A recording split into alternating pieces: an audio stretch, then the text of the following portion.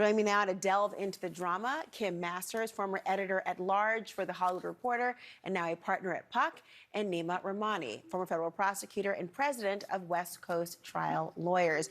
Kim, to begin with you, this case has gotten very messy, to say at the very least. On the surface, it sounds similar to a Me Too type of case. What's really at the heart of the matter here?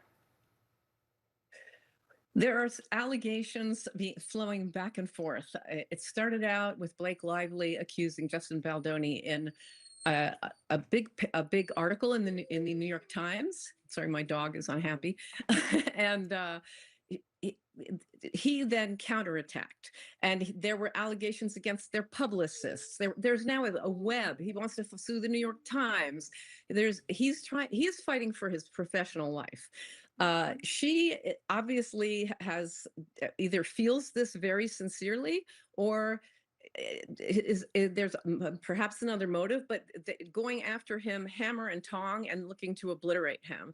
It's a very dicey thing from a public relations point of view, because the allegations are so confusing, so back and forth. So he said, she said. It's not like a clear-cut thing where we know exactly he assaulted her. There's no allegation that he did that. So I think it's not helping anybody's reputation. You can't miss a headline. It's all over, and people are trying to piece together, but they're using a particular website as well. And Nima, a lot of this has played out in the media. One of the parties, Baldoni, actually has a devoted website to try to, he believes, as expose that which he thought was cherry-picked in the New York Times article and beyond. The judge, he could have issued a gag order, but he didn't.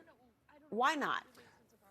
The judge didn't, Laura, and that was a big win for Baldoni's team. The judge said, this is Judge Lyman, that essentially the parties just have to comply with the local rule, 3.6 there in New York, that says that the lawyers shouldn't make extrajudicial statements that may substantially impair the jury pool. But the damage has already been done on both sides, and obviously Lively came out first and filed her lawsuit, gave a copy to the New York Times with some text messages. But Baldoni's made an extraordinary comeback, and Kim talked about this being a case not just for the courtroom, but the court of public opinion. This is to save Baldoni's career, and he's really made an extraordinary comeback. If I were to guess, 80 to maybe even 90% of people now support Baldoni. This is after he was canceled, essentially. He was dropped by William Morris Agency. He had a women's award that was rescinded because of these allegations. But now, because of what has been put on this website by Brian Friedman, his lawyer,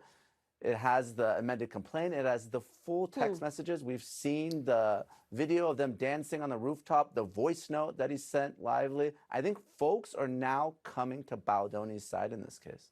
Well, that's, ironically, Kim, part of what her concerns have been in her suit, that there was a public smear campaign targeted for that very reason, to ensure that she would not be looked upon favorably. And she is not fighting alone in this matter, I would say. Her husband, obviously, actor Ryan Reynolds, he is right there with her. How is this impacting reputationally how they're viewed in Hollywood, along with Baldoni's?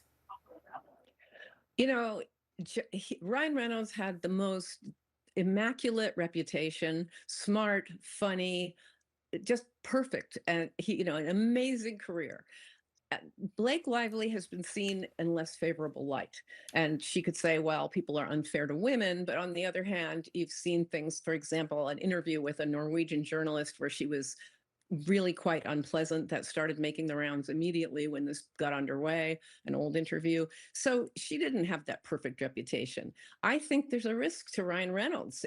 He's standing by his wife, which is maybe fine, but if people start to feel, and I'm not so sure that everybody's on Team Baldoni now, but if people start to feel like, oh, are these two bullying Baldoni, and Ryan Reynolds is such a big star, and they got their agency to drop Baldoni, is this fair?